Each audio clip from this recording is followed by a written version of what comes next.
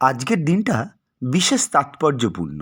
আজ একদিকে মহাশিবরাত্রি, অন্যদিকে আজ কুম্ভ সংক্রান্তি।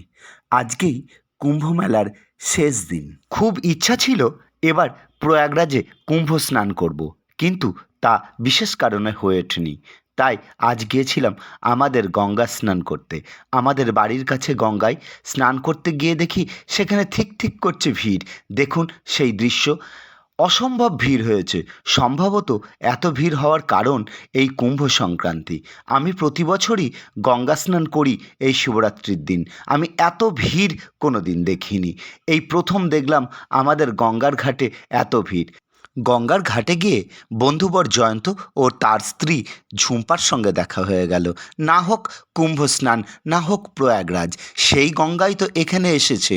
সেই গঙ্গা, সেই যমুনা, সেই সরস্বতীই তো আমাদের গঙ্গার ভিতর দিয়ে প্রবাহিত হয়েছে।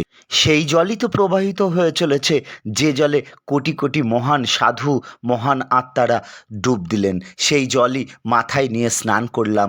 আমাদের গঙ্গার ঘাটই আজ হয়ে উঠল আমার কাছে প্রয়াগরাজ, উজ্জয়িনী, নাসিক অথবা হরিদ্বার। গতকাল গিয়েছিলাম কলকাতার মহাশ্মশান নিমতলা ঘাটের কাছে ভূতনাথ মন্দিরে শিবরাত্রির পূর্ব প্রস্তুতি দেখতে। সে এলাহি ব্যাপার।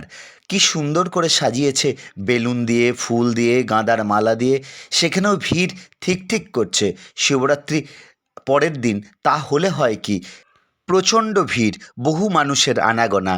তারপরে গিয়েছিলাম গঙ্গার ঘাটে। সেই মাথায় ক্লিক করে আছে যে এবার আমার কুম্ভ স্নান হলো না। কুম্ভ স্নান হলো না তো কী হয়েছে, মা গঙ্গা তো সদা বিরাজমান।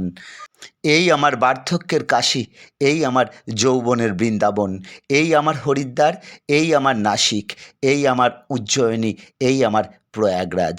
এখানেই গঙ্গার বাড়ি, পূর্ণ গঙ্গার বাড়ি। মাথায় ছিটিয়ে নিয়ে মা গঙ্গাকে প্রণাম করলাম।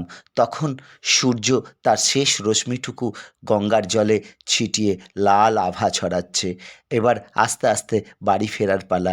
তাই অঞ্জলি ভরে গঙ্গার জলে গঙ্গা পুজো করে বাড়ি ফেরার পথ ধরলাম। সবাই ভালো থাকবেন। ধন্যবাদ।